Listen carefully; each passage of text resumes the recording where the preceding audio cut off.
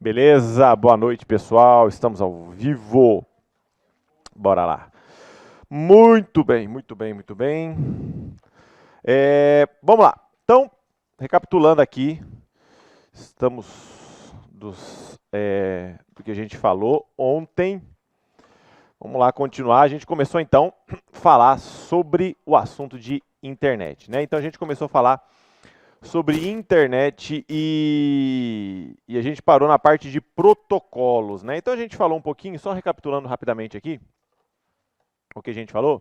A gente falou, né, os conceitos aí dos tipos de internet, então esse assunto aqui é bem importante, né? Tipo de rede pessoal, rede local, metropolitana de longo alcance. Então a gente falou os conceitos dos tipos de rede, fluxo de dados. Aqui tem uma certa relevância. Em algumas provas é mais cobrado. Padrão I3E, que é a comunicação wireless, né? Dos tipos de rede, nós falamos ontem. Os conceitos de internet, intranet e extranet. Lembrando basicamente o que mais cobrado entre internet, que é a rede pública, e intranet, que é a rede privada, né? A rede corporativa. DNS, aqui é bem importante, tá? Então a gente falou sobre DNS ontem, o protocolo, o serviço DNS, que é o sistema de nomes de domínio, que é o que faz a relação do nome, quando você digita o nome, com o endereço IP que está a máquina, né? Então eu digito lá submarino.com.br, ele vai fazer a correlação do nome com o endereço IP. Esse é o papel do DNS, tá? Os tipos de transmissão, né? Broadcast, unicast, multicast. Aí a gente falou dos tipos de transmissão de dados, né, cabeados no caso, e também forma de transmissão de dados sem fio, Wi-Fi, né, uma rede sem fio, que é chamada de Wi-Fi. Os conceitos, então aqui, dentre os conceitos que a gente tem aí de todos esses, o que eu considero mais importante, não seriam os mais cobrados, né? Se é mais cobrado é mais importante, que é o conceito de download e upload. Aí eu fiz, né, uma relação sobre downsize, né? Downsize é quando está relacionado a tamanho do arquivo, então downsize estou reduzindo o tamanho do arquivo. A gente falou sobre categoria também, sobre um processo de upgrade ou downgrade. Então, quando eu falo do upgrade, eu estou melhorando aquilo, né? Fazendo uma melhoria em algum processo.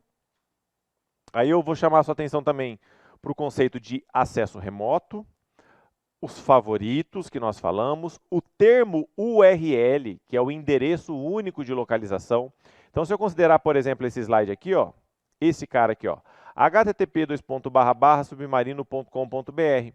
Esse termo todo aqui,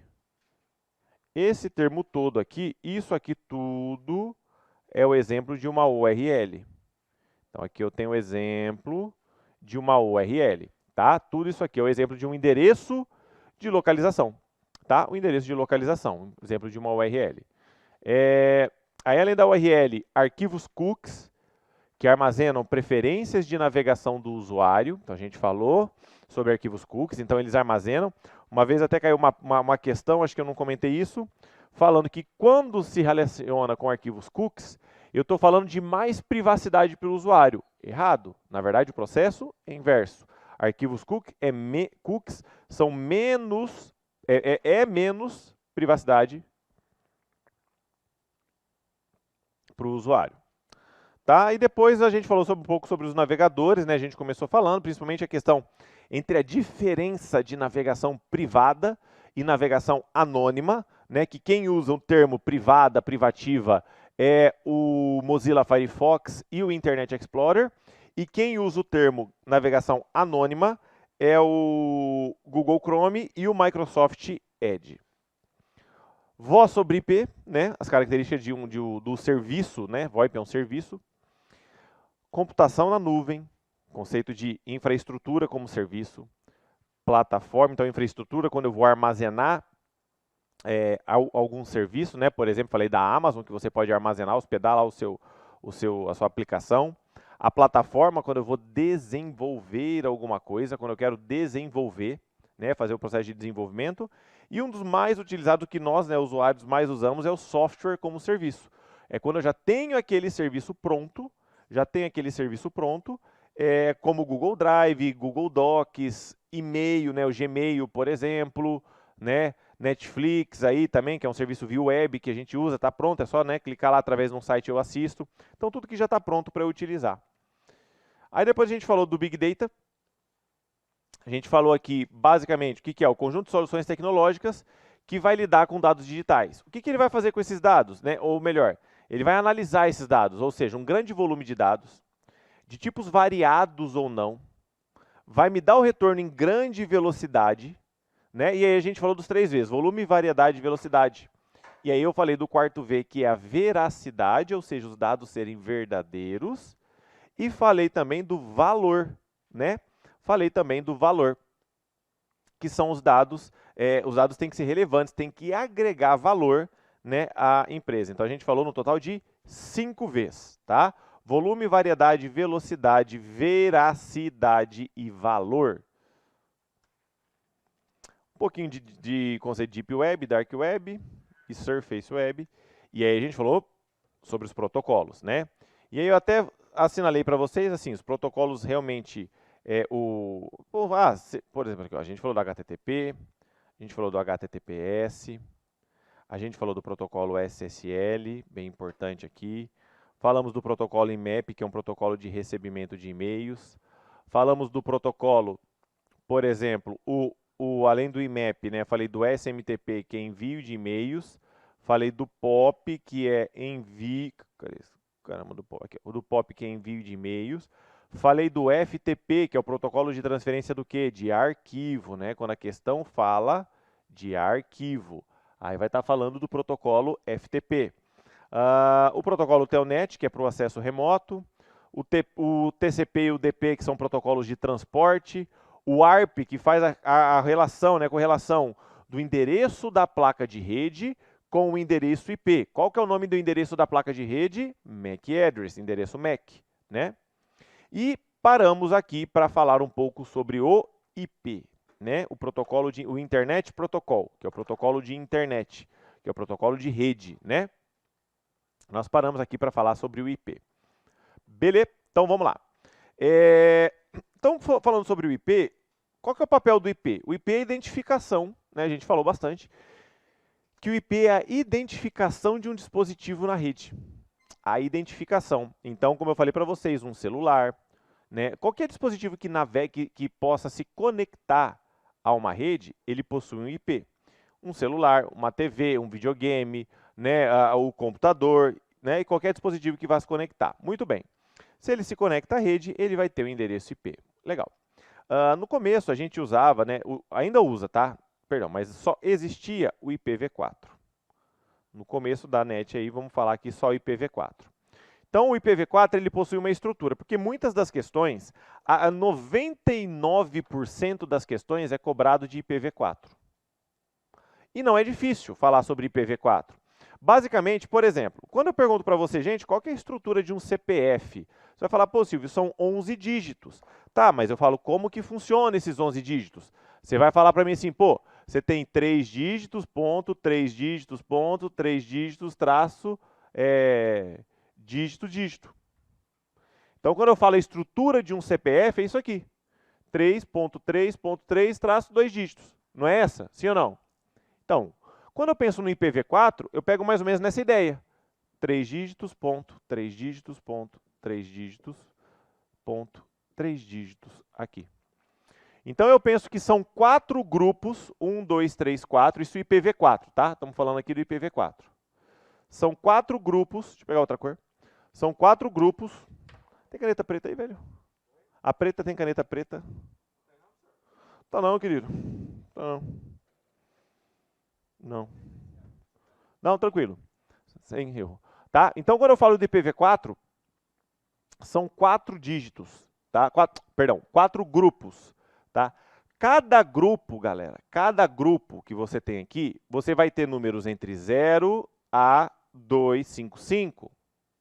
Entre 0 a 255, tá? 0 a 255. Então, cada grupo de um IPv4 não vai ter valores mais do que isso. Então, por exemplo, um exemplo de IPv4, você pode ter o endereço 192.001.022.100. Então, se eu olhar lá, ó, 1, 2, 3, 4 grupos. Por exemplo, eu posso, por exemplo, aqui, ó, esse não está 001, eu posso omitir os zeros. Então, esse mesmo IP, eu poderia escrever ele assim, ó, 192.1.22.100. É a mesma coisa, dos dois jeitos está certo. E o que o estilo mais comum de questão? Caiu em IPv4. Para você identificar a estrutura de um IP. Então, se você for para identificar um CPF, né, que nem a gente estava falando aqui, você vai olhar lá, você vai ver lá os campos que tem o CPF e você vai. Só que o CPF, normalmente, a gente não poderia. Se o CPF começa com 001, eu tenho que botar 001, né? Aqui no IP, não. Se o IP, por exemplo, é 001.255.2.002.005, eu posso digitar 1.255.2.5, por exemplo. Tá vendo? Você vê que os zeros da frente eu posso omitir. Os da frente. Esse aqui, ó, que é 100, galera, que eu não posso omitir. 100. Ou 2. Ou 2 zeros. O que não tem é o que está na frente, exatamente. Se aqui está 1, você sabe que aqui na frente são mais 2 zeros. Exato. Não, nunca depois. Nunca depois. Não é, tipo assim, né? Não pode ser 200 aqui. Não, é 002. Esse é o ponto. Tá? Então, quando eu vejo um IPv4, é saber só a estrutura. 4 campos, cada campo pode ser de 0 a 255. Esse é o ponto, identificar um IPv4. Tá? 99% das questões é aqui. 99%. Maioria, quando cai. Tá? Quando cai. Quando cai é a maioria das questões. Percebe? Então é tranquilo, de certa forma, né, identificar o IPv4. Só que o que acontece? No começo da NET era só o IPv4. Por quê? Eram poucos computadores, né? A gente pensar a cada, sei lá, 10, 20 casas, uma tinha um computador. Hoje, uma pessoa, que nem eu falei, lembra? Uma pessoa não mora sozinha, ela pode ter uma TV Smart, um videogame, um computador, um tablet, 2 celulares. Cada um desse aí é um IP. Ou seja, a quantidade de dispositivos que eu tenho na rede hoje cresceram muito, muito. Ou seja, os números que eu tinha disponível de IPs aqui, eles foram chegando ao fim. Se eu não me engano, foi acho que foi 2006, se eu não me engano, tá? O ano, não importa, mas acho que foi 2006, não tenho certeza agora. Mas nessa época, mais ou menos, entre 2000 e 2010, foi criado o IPv6, que é uma atualização do IPv4. Ah, Silvio, então não usa o IPv4? Não, pelo contrário, ainda usa. Tá normal, tem os dois IPs ali. O que é importante eu entender aqui? A estrutura de um IPv6. Lembra, ó, o IPv4 é um endereço octadecimal, tá? São 4 campos, né? A gente fala que são 4 campos aqui. E o endereço IPv6 é um endereço hexadecimal. Vocês lembram o que é a característica hexadecimal? Números e letras. Quando eu falo que o endereço, que nem o MAC address que eu mostrei para vocês ontem, o MAC address é hexadecimal. Vocês viram lá, ele tem números e letras. E quando eu falo de letras, é letras de A a F. Então a gente passou para um endereço que era 4 campos só numérico, ele foi para um endereço de 8 campos agora. 8 campos. Então, assim, cara, eu sei que a quantidade de combinações que tem aqui, eu não sei nem falar o número que tem. Tipo assim, é coisa astronômica mesmo, sabe? Porque agora, ó, tem aqui, ó, 8 campos, ó. 8 campos mais 8 grupos, isso. 8 grupos.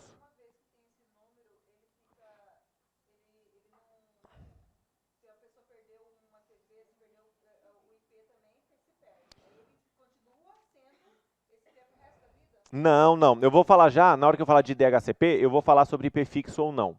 Mas ele pode mudar. A única coisa que não muda do dispositivo é o MAC address, que é o endereço da placa. Porque a placa é uma peça que está lá e aquele endereço está lá. O IP muda a todo momento. O IP que a gente navega na internet, ele muda a todo momento. Tá? É um IP dinâmico. IP toda hora ele muda. Vamos lá. Então, o que eu tenho aqui? 8 campos. Tá? 8 campos aqui de 4 dígitos cada campo agora. Vocês estão vendo, são 2 pontos e tudo. Então, a gente tem uma outra estrutura. Uma outra estrutura geral aqui. Aí, o que eu quero... Deixa eu só apagar aqui, tinha muito escrito. O que eu quero mostrar para vocês. O que eu vou mostrar para vocês agora é extremamente pouco cobrado. Né? É muito pouco cobrado, mas vamos entender aqui o contexto, tá? Eu mostrei para vocês agora, por exemplo, esse IP aqui, ó, o IPv4, dá uma olhada. 192.168.0.10. Eu poderia escrever ele como 192.168.0.0.010. Concorda? Tá? Beleza, é a mesma coisa, os dois jeitos. Agora o que eu vou mostrar para vocês é um processo de abreviação do IPv6, tá? Então aqui eu tenho 1, 2, 3, 4, 5, 6, 7, 8. 8 campos, né? Todo o endereço aqui. Tá. Agora vamos pegar esse exemplo, 8 campos. 1, 2, 3, 4, 5, 6, 7, 8. Legal. Agora eu vou mostrar para vocês o que pode acontecer quando você vai... Porque às vezes você decora assim, né? IPv6 são 8 campos, aí você vai procurar 8. Só que pode ter uma situação que você não vai achar 8 campos. Por quê? Porque está abreviado. E eu vou mostrar que situação que pode abreviar. Vem comigo aqui, ó. Esse aqui é o endereço completo, sem abreviação. Esse aqui. E aqui, de baixo, eu tenho duas situações que esse mesmo endereço está abreviado. Situação 1 ou situação 2. Situação 1, 2000. 2000. 0 DB8, ó, DB8. O primeiro 0, mesma coisa que IPv4. 00000, tá aqui, ó. 00000, tá aqui, ó. Tranquilo até aí? 130F, 130F. Agora aqui, ó. Eu tenho uma sequência de zeros aqui. No caso, são 2 grupos. Essa sequência está representada aqui, ó. 2 pontos, 2 pontos. 140B, 140B, 140B. Agora o mesmo IP é abreviado de outra forma. Uma outra situação. Percebe que esse grupo de 0 agora aqui no começo, aqui também eu tenho um grupo. Aí você vai perguntar, Silvio, por que você não usou de novo 2 pontos aqui, ó? Porque só pode aparecer uma vez isso, não pode aparecer duas. Por isso que no exemplo 2, esse conjunto de 0 aqui, ó, ele está aqui. E aí esse conjunto de 0 está aqui, ó, um grupo, outro grupo. Tá, agora está aqui, ó. Opa, aqui, oh, aqui, aqui, aqui, aqui. Tá? Só para vocês entenderem que às vezes vocês pegam uma bibliografia, pegam alguma questão, está estudando lá, e aí você vai ver lá, parece uma questão muito difícil, tá? Parece uma questão de IPv6. Ah, esse porra é essa aqui? Cadê os 8 grupos? Não, mas está aqui, ó. Quando você vê uma sequência 2 pontos, é uma sequência de zeros. Eu só posso fazer isso com sequência de zeros. Tá? Só posso fazer isso com uma sequência de zeros. E só pode aparecer uma única vez dentro do endereço. Tá? Dentro do endereço IPv6. Gente, mas repetindo, é muito difícil. Não precisa. Eu posso ter tudo, imagina o primeiro IPv6, tudo aqui, ó, 00001. Entendeu? Uma sequência.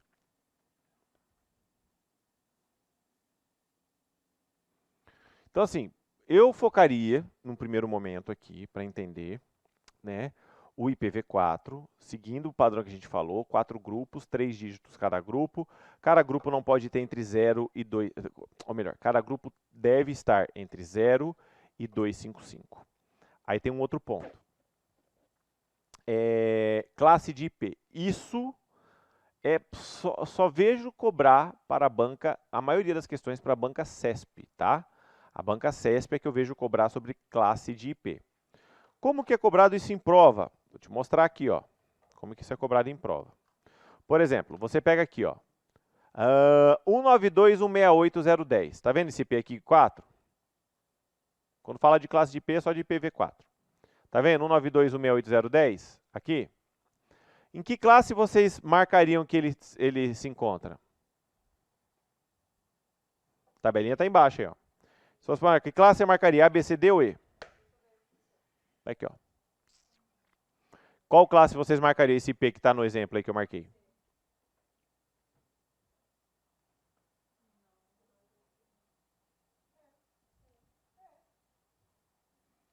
Esse aqui, ó. Estou falando desse IP aqui, ó.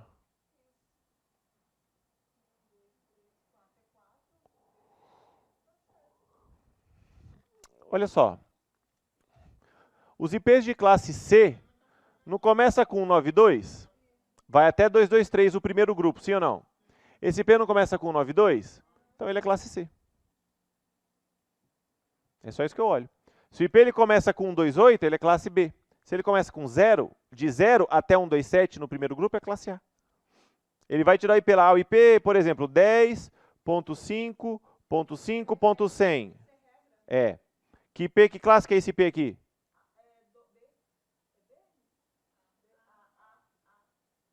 A, não é? Porque, ó, de 0 até 127. Então, 0, 1, 2, 3, 4, 5, 100, 121. 0. O primeiro grupo entre 0 e 127 é classe A. Eu olho só o primeiro grupo. Exatamente. Então, se tem um IP lá que tem, por exemplo, 144.10.1.3. Que IP, que classe que é esse IP? Esse IP é classe B. Esse aqui é classe A. Entendeu? Então, assim, mas, cara, eu largaria essa tabela, tá? Como eu falei para vocês. Isso aqui, né, isso aqui é muito cobrado para a banca CESP. Para a maioria das outras bancas não é cobrado. Vocês estiverem fazendo questões aí, e eu já mostrei, né, como fazer as questões. Eu já mostrei, então, assim, fica tranquilo. Tá? O que eu preciso saber desse slide, então, Silvio? Esse slide de IP, o que é importante saber para mim? Vamos lá. Primeiro ponto importante é saber que todo dispositivo na rede possui um endereço IP. Oi? Ah. Todo endereço na rede possui um endereço o quê? IP. Todo dispositivo que está na rede, todo computador, vamos pensar, né? A maioria das questões é sobre computador. Todo computador, ele possui um endereço IP, tá? Qual versão não importa. O primeiro ponto que você tem que saber é que ele possui um endereço IP. Legal. Depois, o que é importante depois saber? A maioria das questões é focada em IPv4. Legal? IPv4. No IPv4, eu tenho que lembrar a estrutura dele. 4 campos, 3 dígitos, de 0 a 255. É isso. É isso. Identificar um IPv4. É o primeiro... Tudo você começa por um princípio. Você não vai sabendo já sobre IPv4 e V6 se você não sabe nenhum. Você vai começar pelo mais cobrado, que é o IPv4. Quando você estiver tranquilo, né? Ah, se é tão difícil IP. Gente, tem gente que não decorou nem o CPF até hoje ainda. Então, pelo amor de Deus, né? Relaxa. Então não fica assim com a pressão de que você, né? Então fica mais... o mais importante desse slide aqui é você saber isso aqui. Classe de IP não é importante saber agora. IPv6 aí, se não lembrar, não é importante. Porque, como eu falei, a maioria das questões é focada aqui. É onde você vai ter que ficar atento, tá bom?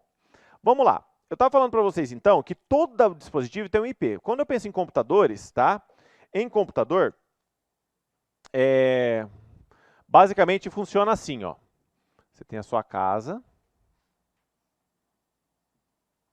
tá? Toda vez que você navega na internet, você tem um endereço IP. Dentro da sua casa você tem um modem. Sim. O modem, ele distribui IPs privados aqui para os seus dispositivos, seu celular, sua TV, suas paradas, tudo que você usa aqui. O IP que você usa dentro da sua casa não é o mesmo que você usa na internet. É diferente esse IP. Dentro do modem existe um protocolo chamado protocolo NAT. Silvio, qual é o papel do protocolo NAT? É converter o endereço de IP privado no endereço de IP público para navegar na internet. Tá? É esse o papel do NAT. Então, o seu modem, ele pega o IP que está aqui dentro e na hora de navegar para a rede mundial, ele muda para um IP público. Ele sai do IP privado para um IP público. Então, é um outro endereço IP. Quem faz isso é o protocolo NAT, que faz essa conversão. protocolo NAT, tá bom? Toda vez que você entra na internet, você tem um IP diferente. Isso dentro de uma empresa é a mesma coisa, Silvio? Não necessariamente. Existem duas formas de você configurar o seu IP. Eu posso configurar do IP fixo ou IP dinâmico. Como que é o fixo? O fixo eu vou lá com o técnico de TI, sento na frente do computador, ligo o computador, tenho toda uma configuração de rede, vou lá máquina por máquina lá. Ó, essa máquina, o IP vai ser o, sei lá, 192.168.010. Esse computador vai ser 192.168.011, 012 e por aí vai. Eu vou em computador um por um configurando. Isso é um IP fixo. Esse IP vai mudar? Não. Aí ele não muda, porque eu configurei direto na máquina. Mas a maioria das empresas trabalha com IP dinâmico. Como que funciona o IP dinâmico? Dentro da empresa existe um servidor chamado DHCP, que é o protocolo de configuração dinâmica de IPs. Protocolo de configuração dinâmicas. O papel do DHCP é assim, ó. Qual que é o nome? Chegou a Márcia para trabalhar, ligou o computador dela. Aí a Márcia ligou o computador. Aí o protocolo DHCP vai falar, opa, a Márcia está chegando aqui e tal, vou ver a relação de IPs que eu tenho vazio, vou dar um IP para a Márcia poder conectar na rede da empresa. Aí chegou o Davi para trabalhar, clicou lá. Davi chegou para trabalhar, opa, agora eu vou pegar um IP e vou entregar para o Davi. Cada um que chegar, ele vai configurar o IP para aquela pessoa.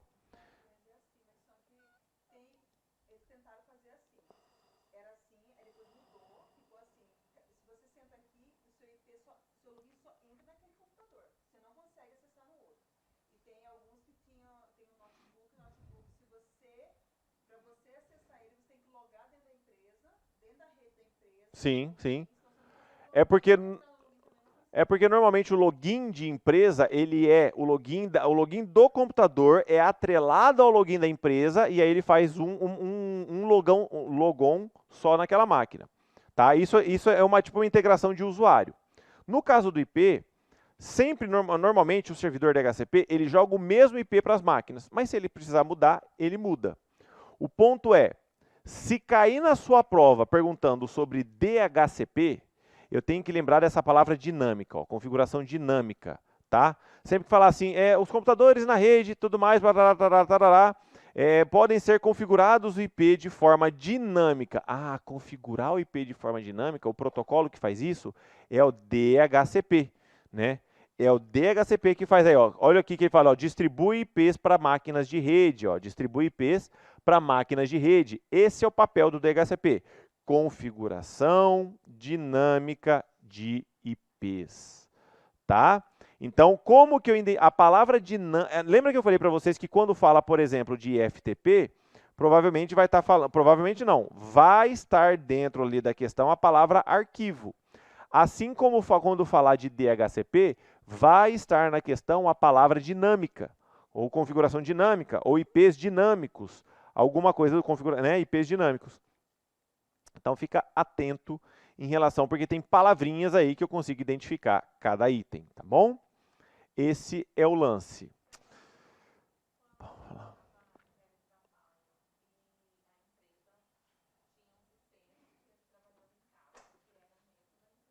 Uhum. Uhum. Não, não, ele vai entrar na parte do VPN, que a gente vai falar já já. Sempre essa questão de logar de casa, trabalhar em empresa, sempre vai entrar na questão de VPN. Aí vocês vão entender melhor daí, tá? Sempre nessa questão. Vamos lá. Cartilha de segurança, vamos falar aqui da cartilha de segurança. Isso aqui, galera, é o seguinte, nós estamos falando aqui do Código Penal, da Constituição da Segurança da Informação. Segurança da informação, você vai... Ó, primeira dica que eu vou dar para vocês é o seguinte. Você vai entrar lá na internet, no Google. Cadê a porra do Google aqui, cara?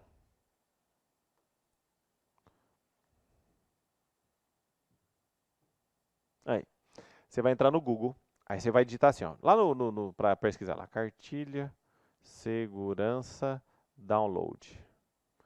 Ah lá, até saiu, cartilha, segurança, download. Eu procuro ela aqui. Todo mundo tá vendo aí? Ele abriu duas aqui, pô.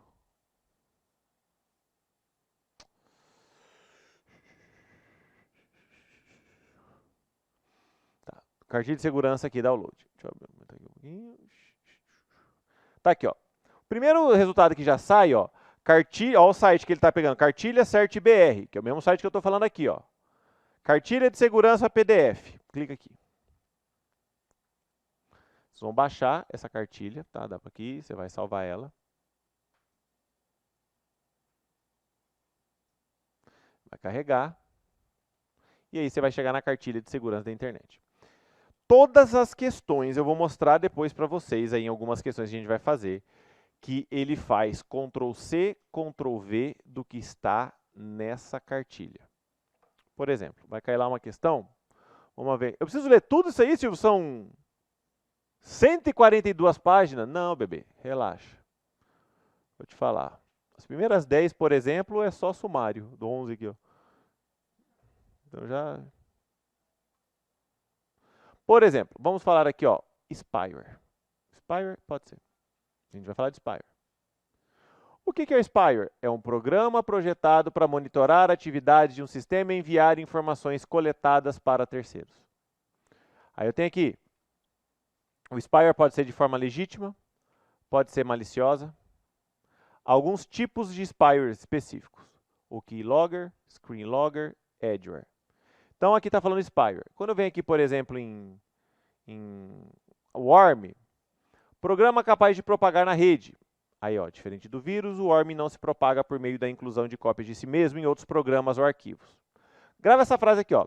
Diferente do vírus, o Worm não se propaga por inclusão de cópias de si mesmo em outros programas, mas sim pela execução direta de suas cópias ou pela exploração automática de vulnerabilidades.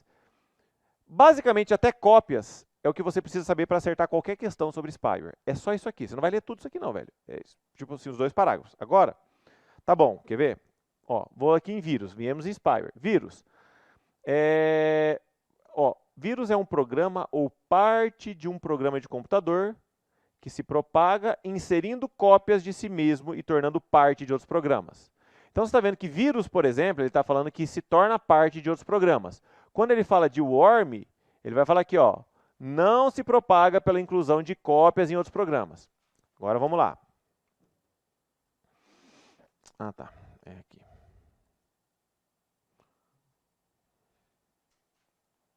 Tá, vamos lá, vamos lá, vamos lá.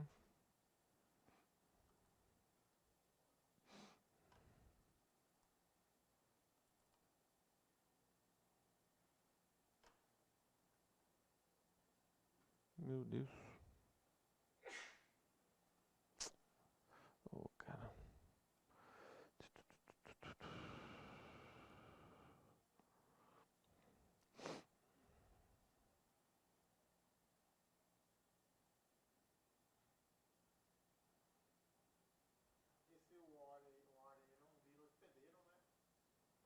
Não, aí que tá. Não é. O Worms não. O vírus é.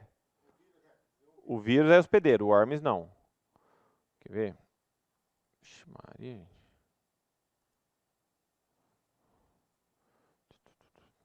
Vou mostrar um negócio pra vocês aqui, ó.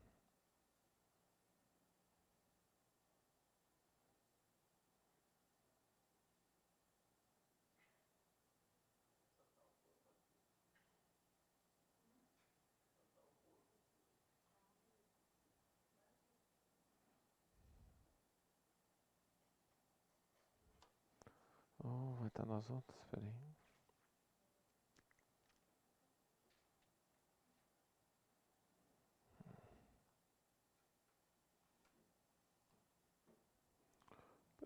Peraí.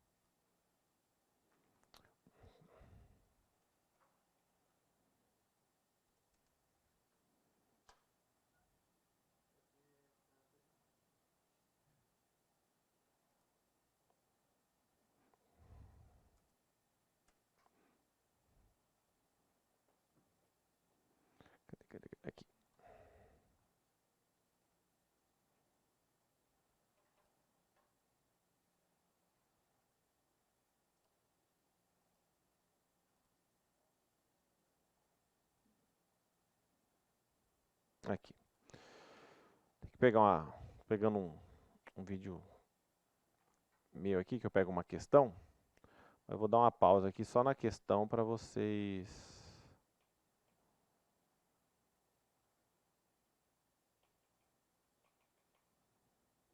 E aí, velho, a internet aqui tá... Ah, agora foi. Olha só.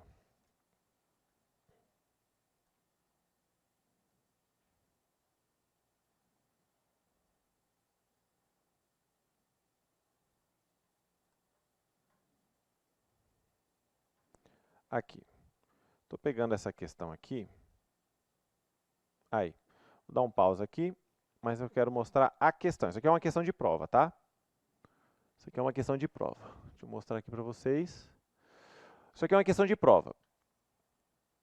Tá, uma questão aqui no meu... Depois, inclusive, me sigam lá, viu? Silvio Bononi, lá no YouTube. Lá. Mas o importante aqui é a questão. O que eu quero mostrar para vocês é isso aqui, ó. Isso aqui é uma questão de prova. O Pananã é um programa ou parte de um programa de computador normalmente malicioso que se propaga inserindo cópias de si mesmo e se tornando parte de outros arquivos ou programas. Já o Pananel não se propaga por meio da inclusão de cópias de si mesmo em outros programas ou arquivos, mas sim pela execução direta de suas cópias e explorações automáticas. Ou seja, aqui quem é parte de um programa sempre é vírus. Vírus. Quem é pela execução direta de suas cópias é o worms. Já ia rodar. Por quê? Sempre, eu já vou explicar melhor vírus aqui, mas o primeiro ponto que eu quero mostrar para vocês não é Ctrl+C, Ctrl+V do que a gente acabou de ler da cartilha? É isso que a questão da maioria te cobra, é isso. Então, você saber a informação básica da cartilha. Cara, eles copiam e colam o texto. É muito igual. Então, quando a gente fala sobre segurança, para estudar a segurança da informação, ameaças, no caso ali, o worms, a gente vai falar uma série deles, o melhor material que vocês têm é a cartilha de segurança. Tá? Aqui no caso, gabarito B, então. Mas o melhor material que vocês têm é a cartilha de segurança. É ela, tá, que vai te dar o norte para onde você vai estudar os assuntos. Então, quando falar, tá? Quando falar para vocês sobre cartilha, sobre falar segurança, o que vocês vão ver ali, o que vocês vão ver lá no cartilha, digita no Google e baixa o PDF, tá? Então vocês viram que é Ctrl+C e Ctrl+V. Então essa é a primeira dica que eu falo para vocês ali. Antes da gente falar das ameaças propriamente, eu vou falar para vocês um pouco sobre princípios da segurança da informação. Isso aqui é um pouco cobrado também, é legal a gente saber, não é difícil. Vamos lá então falar sobre os princípios de segurança da informação. São 5 princípios. 5 princípios. O primeiro princípio que a gente vai falar é o princípio da disponibilidade, tá? Então, vocês estão vendo aqui, ó, que a gente tem um mnemônico aqui, que é o DICA, né? Tem gente que fala SIDA, mas eu coloquei como dica aqui, ó. SIDA ou DICA é a mesma coisa, ó. Os 4 principais aqui, ó, os 4 princípios, então eu tenho DICA. O primeiro é disponibilidade. O que é disponibilidade? O serviço estar disponível sempre que for requisitado. O serviço estar disponível sempre que for requisitado. O serviço estar disponível sempre que for requisitado.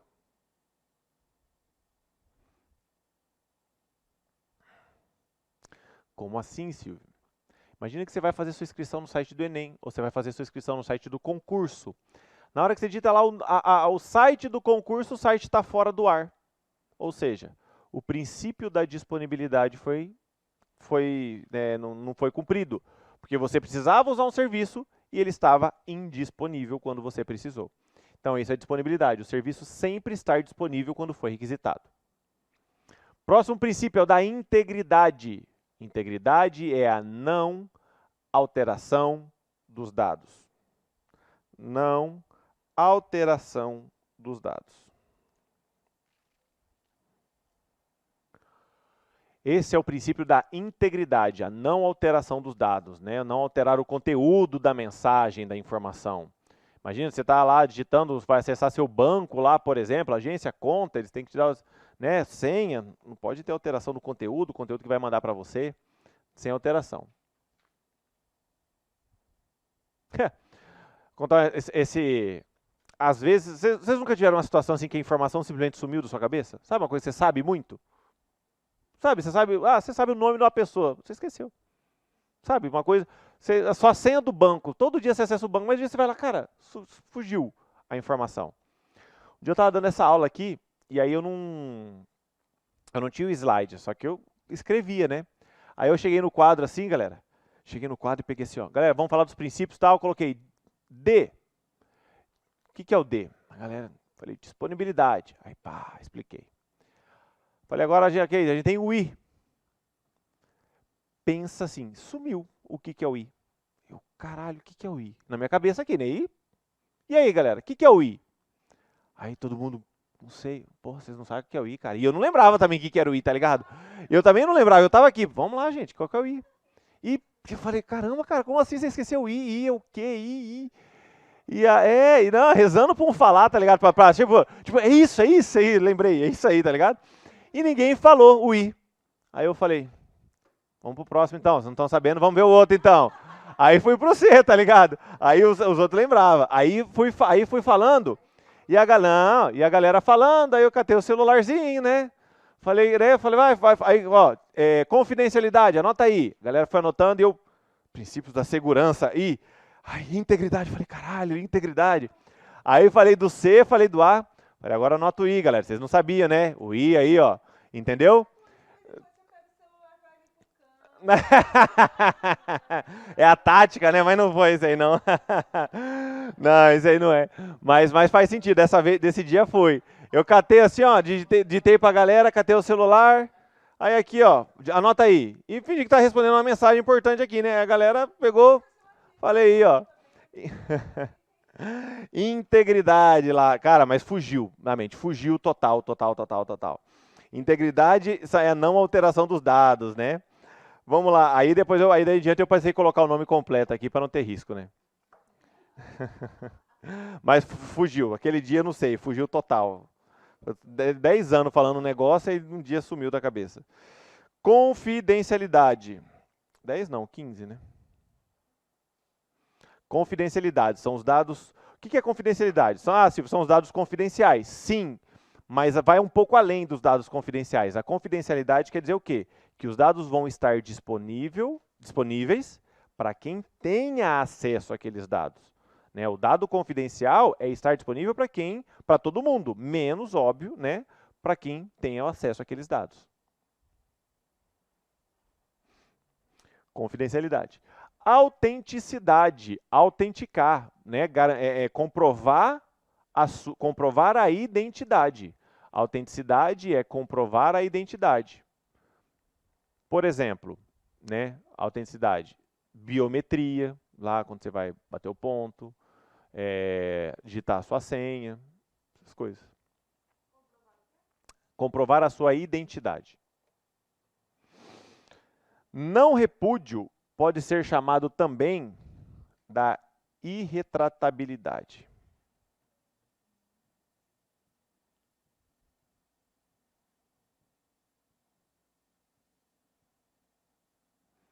Irretratabilidade. Não repúdio. O que é o não repúdio? Não negar que você é o emissor da informação. Não negar que você é o emissor da informação.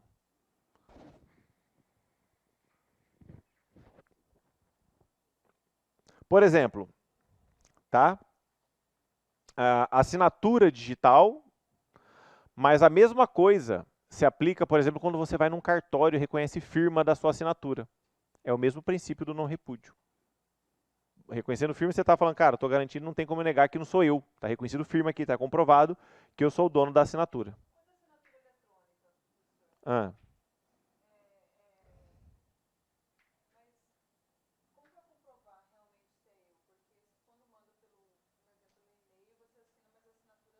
Não, mas não é aquela assinatura. O e-mail, ele tem... aquela assinatura é só do corpo do e-mail, não quer dizer nada. Mas não deu certo que me, né? O... Aí, ó.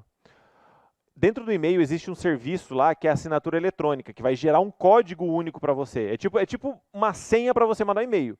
Quer dizer que se você digitou, você está assinando eletronicamente ele. Você gera um código único para você poder mandar.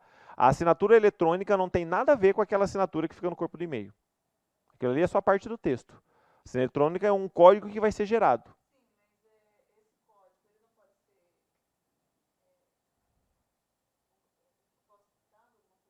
Falsificado não, mas passei para alguém.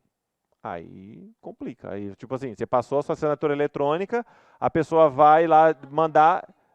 Não, sempre tem. Hackear sempre tem. Quando, assim, nos casos que tiver, né, dependendo, hackear tudo, mas vai dar dor de cabeça. Vai dar dor de cabeça.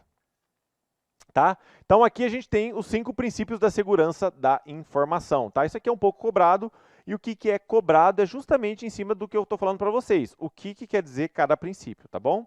É sempre dessa forma. Agora, aqui, esse próximo slide, ele sim, ele vai despencar na prova. Sempre cai sobre os conceitos de segurança. As ameaças, né? Aqui a gente vai falar sobre as ameaças. Isso sim é muito cobrado.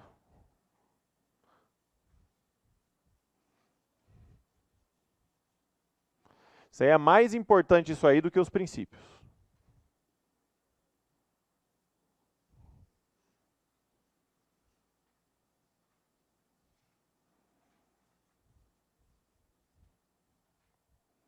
É mais importante isso aí do que os princípios. Vamos lá.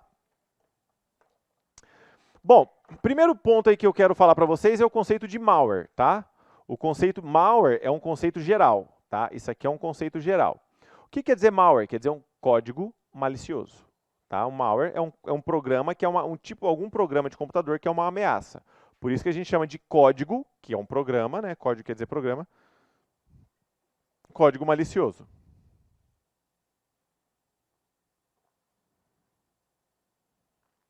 Então, por exemplo, o vírus de computador é um malware? Sim, o vírus de computador é um tipo de malware, né? É um código malicioso. E aí, quando, né, primeira comparação que a gente vai fazer aqui, né? Então, por exemplo, a gente estava vendo lá sobre vírus e sobre worms. Mas antes de fazer a comparação, lembrando, os tipos de vírus que vocês estão vendo ali, né? Vírus de arquivo e tal, o mais ali que pode cair para você, por exemplo, seria um dos comuns de falar sobre vírus, seria o vírus do tipo macro. Vírus de macro. O que um vírus de macro vai fazer? Normalmente o vírus de macro, ele vai infectar arquivos Office. Arquivos Office, eu estou falando Word e Excel. O vírus de macro é aquele vírus que ele vai desconfigurar todo o arquivo, transformando todo o seu texto em símbolos. Esse é o vírus de macro. Normalmente, né, a gente por colocar um pendrive infectado. Você coloca um pendrive infectado num computador e aí ele vai, né, infectar o pendrive e todo o pendrive que você colocar num computador ele vai infectar a máquina. Por isso, muita atenção ficar colocando o pendrive seu em qualquer buraco, porque você, quer dizer, qualquer porta USB, porque isso pode trazer vírus para você, né? Pode ser prejudicial. Então você vê que até na informática ela, né, é informática imitando a vida real. Silvio, como é que eu uso a camisinha do computador, então, por exemplo? Tem muito antivírus que já na hora que você insere ele não executa o pendrive e a melhor forma é antivírus, galera. Antivírus, antes de executar o pendrive, antivírus ali, antes de executar os arquivos, tá? Então esse é o ponto. Vírus de boot, a palavra que está ali, boot, o que quer dizer a palavra boot? Boot é processo, dois Os, tá? A palavra boot quer dizer processo de inicialização. Como assim? Você ligar o computador é dar um boot na máquina. você está inicializando o computador. Cliquei no Power lá, inicializa a máquina. Esse é o processo de boot. E não é tão comum hoje em dia, tá, gente? Mas quando eu falo de um vírus de boot, é um vírus que vai infectar os arquivos de inicialização do Windows, tá? Os arquivos que faz o sistema operacional funcionar. Os arquivos que faz o sistema operacional funcionar. Esse é o vírus de boot, tá? Boot é processo de inicialização. A gente vai ver que tem outro nome ali parecido, chama bot, que é outra coisa. Outra coisa. Ele, às vezes, nem inicia mais a máquina. Também. O botnet é uma coisa. Boot é o processo de inicialização. Tá?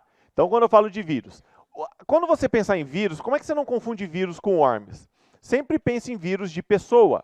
Por que de pessoa? Porque o vírus de pessoa não precisa da pessoa para o vírus funcionar. A pessoa ela é a hospedeira do vírus, não é? O vírus de computador, o vírus é a mesma coisa. Todo vírus, ele vai precisar do quê? Ele vai precisar ser parte de um arquivo. Ou seja, de um arquivo, hospedar, né, em um arquivo. Ser parte do arquivo. Então, sempre que eu falar do vírus de computador, eu tenho que lembrar que o vírus de computador é a mesma ideia do vírus de pessoas, porque o vírus vai ser parte daquele arquivo, ele vai infectar o arquivo. Quando eu penso em worms, por exemplo, o worms ele não vai ser parte de um arquivo.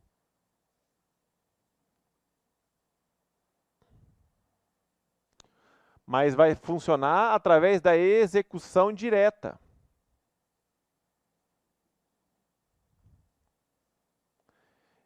Então, se vocês forem ver, por exemplo, a frase inicial que define vírus e worms é igual. Como assim? Por exemplo, os dois, eu posso definir os dois aqui, eu posso definir como programa de computador, que vai se replicar na rede tentando infectar outras máquinas. Era o que estava lá na cartilha. Programa de computador, que vai se replicar na rede tentando infectar outras máquinas. O vírus de computador ele vai tentar ser parte de um arquivo. Vai precisar, né, ser de um arquivo para ele poder infectar a máquina. Já o worms não. Ele não vai ser parte de um arquivo, ele não precisa de um arquivo. Ele vai infectar a máquina do usuário e a ação dele é através da execução direta de suas cópias.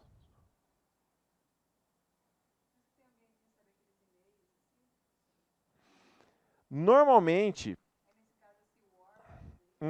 o worms é um programa de computador que ele vai se instalar muitas vezes através de sites mesmo, sem você saber, ele se instala no seu computador através de algum arquivo infectado e tudo mais. E-mail pode ser uma forma também, tá? Pode ser uma forma também.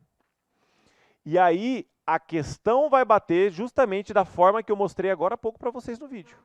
É sempre essas informações aqui principais que ele vai perguntar sobre vírus ou worms. É isso que ele pergunta.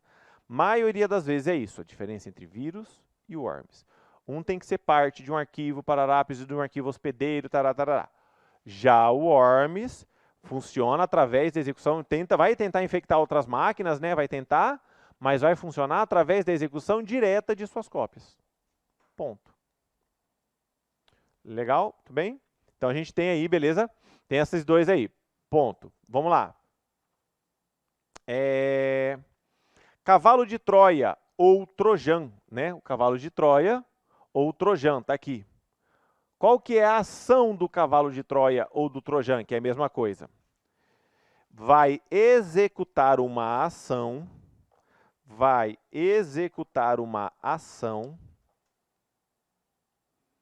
Então, o Trojan, ele vai executar uma ação diferente. Aí põe assim, ó. O Trojan, ele vai executar uma ação diferente ou além do que foi prometido. Vai executar uma ação diferente ou além do que foi prometido. Como assim? Vou explicar. Vai executar uma ação diferente ou além do que foi prometido. Como assim, Silvio? Você lá vê um arquivo lá para baixar lá, por exemplo, lá chega para você. Instale agora 10 papéis de parede super personalizados aí no seu computador. Você acha que é uma coisa boa. Mesma ideia lá do cavalo de Troia mesmo, né? Do presente grego. Você acha que é uma coisa boa. Aí, por que eu digo diferente ou além? Porque às vezes o programa vai instalar os 10 papéis de parede para você. Só que além disso, ele pode instalar um outro programa sem que você saiba. Ou ele pode, você dá 2 cliques, ele dá um erro. O arquivo veio com problema. Mas na verdade, aquele erro já instalou alguma coisa sem o usuário saber. Então o cavalo de Troia ele vai instalar algo diferente ou além do que foi prometido, sem o conhecimento do usuário. Importante, sem que o usuário saiba, ele vai estar instalando alguma ameaça no computador do usuário. Alguma ameaça no computador do usuário. Percebe? Então, por exemplo, o cavalo de Troia pode instalar um spyware, por exemplo, que é o que a gente vai ver agora, o programa espião? Pode. O cavalo de Troia pode instalar um spyware. A gente já vai falar de spyware, tá?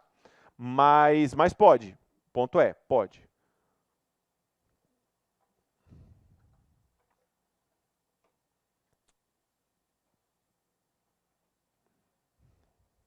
Depois, vamos lá. Programa espião, spyware, roubo de informações pessoais do usuário. O spyware, roubo de informações pessoais do usuário. Roubo de informações pessoais do usuário. Roubo de informações pessoais do usuário. Então, vê que a atividade assim do spyware é roubar, captar informações do usuário e enviar para um terceiro, sempre pegando informações do usuário. De alguma forma, algum tipo de informação do usuário. O papel do spyware é roubar algum tipo de informação do usuário.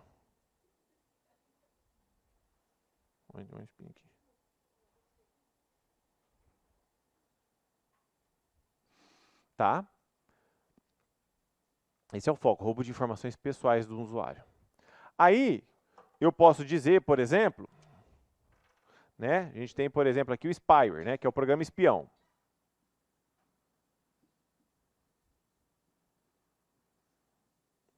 Aí eu tenho alguns tipos de spyware, inclusive isso está na cartilha. Uma outra característica do spyware, né, que fala lá, o spyware pode ser usado de forma legítima. Legítima não tem temudo não, né? Legítima. Ou maliciosa. Né? Quais são os tipos de spyware que eu tenho, por exemplo? Um deles, aí, é o keylogger.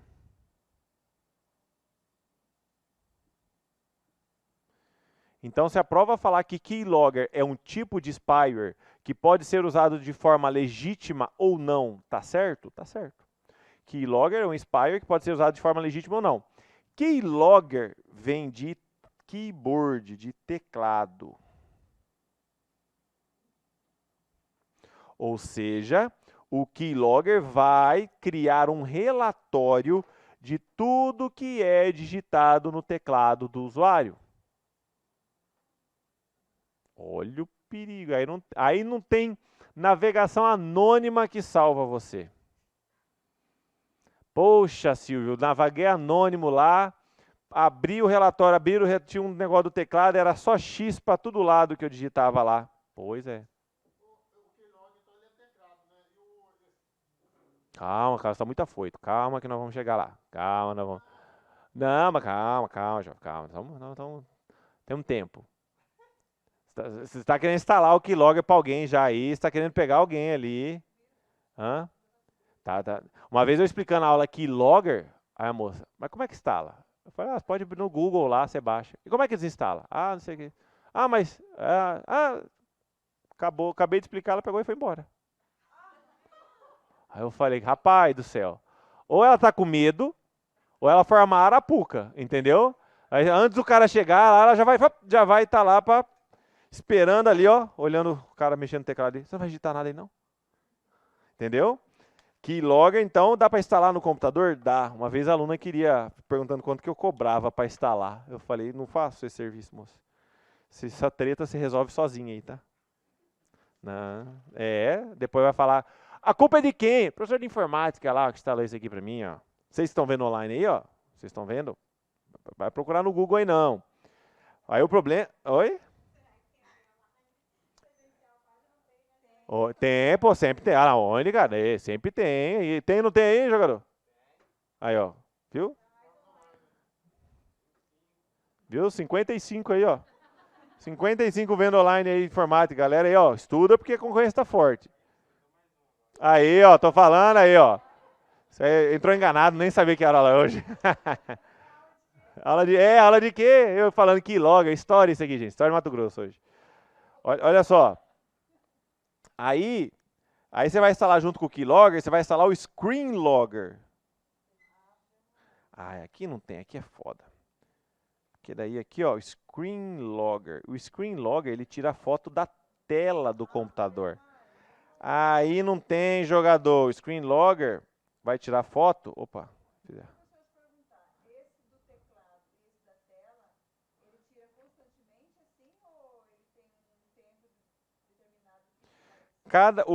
O teclado, você apertou uma tecla, ele está captando. O Keylogger. O Screen Logger, toda vez que você clica com o mouse, ele tira uma foto da tela.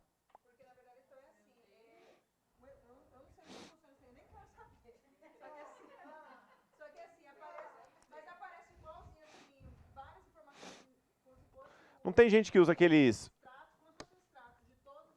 É a foto da tela. Não tem gente que não tem aqueles teclados de banco que você clica com o mouse e a senha?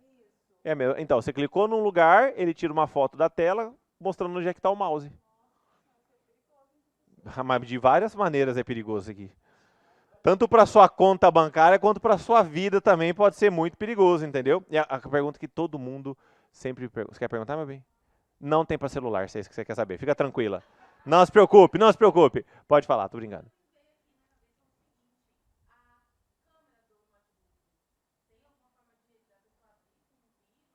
Se for um acesso remoto, tem. Tem muita gente que... O próprio Mark Zuckerberg, né? A câmerazinha dele, ele deixa um adesivo. Você pode... Deixa. Eu, normalmente, tô meio cagando pra isso, mas pode. Pode, assim... tipo... É interessante você deixar o adesivo lá, né? De repente você tá passando em frente ali. Ah, esqueci a toalha, passando em frente do notebook lá, entendeu? Exatamente. Mas que notebook é esse que você fica ligado toda hora, mulher? O que você está baixando lá? Entendeu? Mas tudo isso dá para instalar no computador da sua casa. Tudo isso pode ser já instalado, você não está sabendo. Aí estamos pensando lá. A galera às vezes não quer perguntar. Ô Silvio, onde é que eu vejo se está instalado isso, entendeu? Tem gente ali, né, que fala, Silvio, explica para nós aí, onde é que vejo isso? Aí eu falei, no painel de controle. Você vai lá no painel de controle, se tiver alguma coisa de keylogger, alguma coisa de logger, nesses nomes assim parecidos, você vai lá. Hoje mesmo a galera já vai lá, ó, painel de controle ali. Vai ver que ficou sozinho em casa aqui? Ficou sozinho, entendeu? Ou, né, você também pode procurar lá no Google, a galera também vai instalar hoje, né? É uma opção, formatar é uma opção.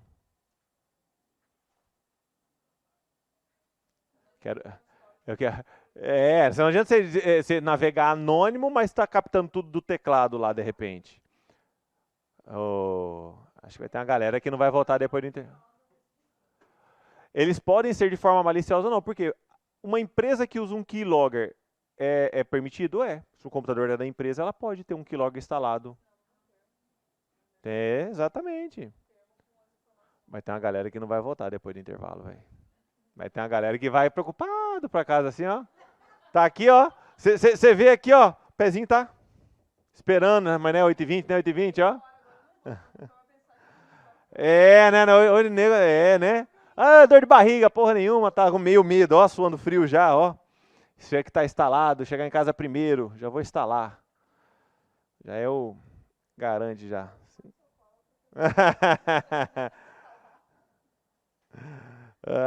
Não, graças a Deus, não trabalho mais com essa... Nem, vixe Maria, não. Ó, tudo bem? Então isso aqui essa parte da aula aqui, ó, ninguém presta atenção em nada que eu falo, só presta atenção nisso aqui. Tudo que você aprendeu lá em informática, keylogger, só. Mas o que mais? Screenlogger. E o quê? Ah, só isso, só lembro disso, keylogger, screenlogger. Fica lá todo dia olhando o painel de controle para ver se está instalado. Olha só, tem um outro que cai bastante também, que é o Edgeware. O Edgeware é quando a questão falar sobre propaganda. As propagandas que vocês recebem em outros sites, tá, gente? Propaganda. Tá? As propagandas que vocês... Então, por exemplo, tipo de spyware que é utilizado para apresentar propagandas para o usuário.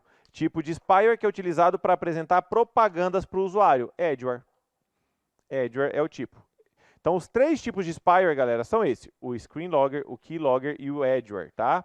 Quando falar keylogger, relatório do teclado. Quando falar do screenlogger, fotos da tela, relatório da tela do usuário. Quando falar do Edgeware, mostrar, né, tipo de programa espião, mostrar propagandas. Todos esses aí, ele pode falar na prova que podem ser usados de forma legítima ou não, tá? Como eu falei para vocês, porque o Edgeware, por exemplo, muitas empresas utilizam para fazer o remarketing com você, para mostrar uma propaganda para você de algum produto que você viu e fica lá buzinando. Mercado Livre tem, Amazon tem, vários outros sites têm isso aí, tá? Então, quando fala desses caras, é para isso aí, né? Então, aqui, esses 3, esses daqui, ó, aqui o Screenlogger, o Keylogger, o Edgeware não está aqui, mas adiciona junto aí o Edgeware, que eu coloquei porque é bem cobrado o Edgeware, tá? Não tá no slide, mas deixa adicionado aí, tá bom? Vamos lá. Backdoor. Backdoor é outro programa que costuma cair também. O backdoor é o seguinte, como é que cai na prova? Cai nessa frase aqui, ó. Vamos lá. Backdoor. Retorno de uma ameaça a um computador já comprometido. Vou repetir. Backdoor. Retorno de uma ameaça a um computador já... Retorno de uma ameaça a um computador já comprometido. Retorno de uma ameaça a um computador já comprometido.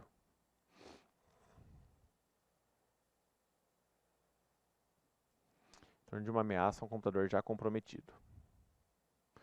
Então, se liga na ideia do backdoor.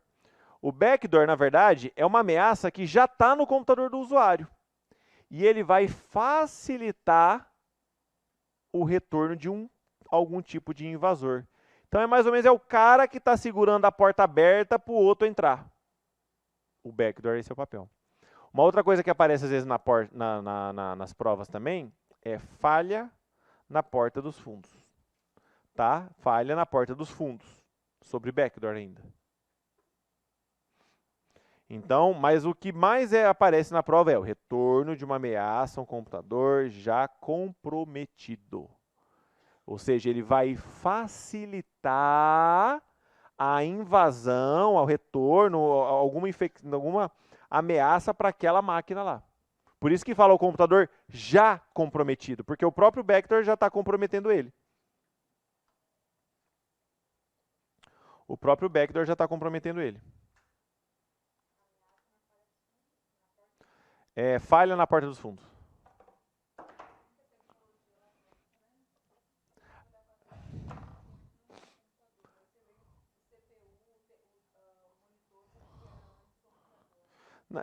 Não sei se foi aqui que perguntaram ou foi na outra turma que perguntaram para mim assim, a questão fala, Silvio, a gente vê que as tecnologias elas duram cada vez menos agora, foram feitas para durar menos. Você foi aqui que perguntaram? Não, né? Falar, você acha que é isso mesmo? Na verdade, galera, porque hoje a gente tem acesso a evolução muito mais rápido. Então não é que a tecnologia é feita para durar menos, é que a gente tem atualizações mais rápidas hoje do que antes. Então cada vez mais a gente vai ter mais atualização, seja de um celular, por exemplo, que a cada 6 meses pode atualizar, porque a tecnologia vai melhorando, seja de um computador, seja de alguma coisa que a gente usa. Né? Então, cada vez mais a gente vai ter novidades, porque cada vez mais é mais fácil eu ter novidades. Cada vez mais é mais simples eu inventar um chip menor para caber mais espaço. Então, um exemplo disso que eu mostrei para você, não vou mostrar ainda, é na parte de hardware, que eu tinha o HD, aí eu tenho o SSD, tenho o M2, que é menor ainda, armazena a mesma coisa. Então, assim, eu saio, por exemplo, de... Um exemplo, tá? Uma comparação. Eu saio, por exemplo, de um HD, que armazena 500 GB, para um M2, que armazena os mesmos 500 GB. Então, mais ou menos uma proporção, só para a gente ter uma ideia. Não é desse tamanho, mas proporcionalmente é isso que eu quero dizer. Então, eu tenho a mesma quantidade de espaço numa coisa menor. Numa coisa menor, entendeu? A mesma quantidade de espaço de armazenamento. Esse é o ponto. Porque cada vez mais vai ser mais fácil evoluir isso daí. E demorou nessa... Aí depois do DVD já foi mais rápido. Já vim de DVD já, gente. Eu quero camelozeiro eu. DVDzão pirata. Olha só. Alugava na locadora e copiava e vendia. Sabe quem comprava? Quem eram os meus clientes? O povo da Cefaz. Meus clientes bons, Calypso. Vendi muito Calypso. Quando estava no auge lá, Calypso. Olha só. Bot, robot, botnet. Bot ou robot é a mesma coisa, tá? Bot ou robot. Botnet eu vou falar por último. Mas bot ou robot é a mesma coisa. O que é o bot ou robot? Anota aí, é o computador zumbi.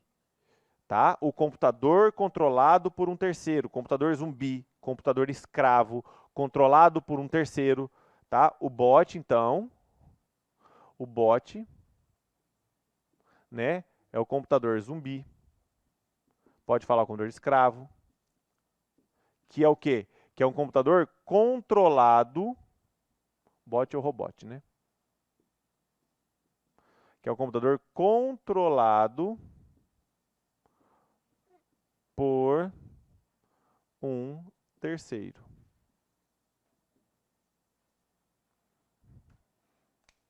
Né? Controlado por controle, às vezes aparece na prova até assim, controlado por controle remoto. É controlado por um terceiro, tá, gente? O computador zumbi, falar, o computador zumbi que é controlado por um controlador, controlado por um terceiro, para realizar uma ação. Falou computador zumbi, computador controlado por um terceiro, ele está falando de bot ou robot.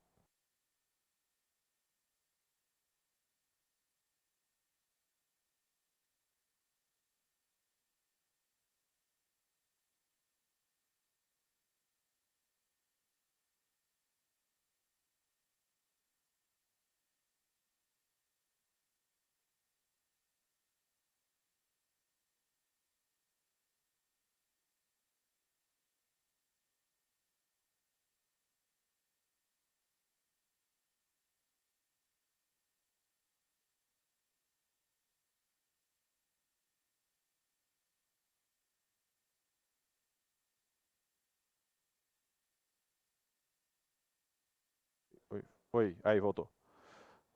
Aí, entendeu? Então, assim, a ação do bot, o bot é um computador que é controlado por outro, ou outros, né? Mas outro é o que o mais cai aí. Tudo bem? Esse aqui é o bot. Esse aqui é o bot. Qual que é a ação do bot? Normalmente o bot é um computador intermediário controlado por outro. Para quê? Para ele tirar um computador de serviço, tirar um alvo de serviço, sobrecarregar um computador. Sobrecarregar um computador. O papel do bot ou do robot é sobrecarregar um determinado computador. Por que sobrecarregar? Para tirar esse computador de serviço. Sobrecarregar uma máquina para tirar ela de serviço.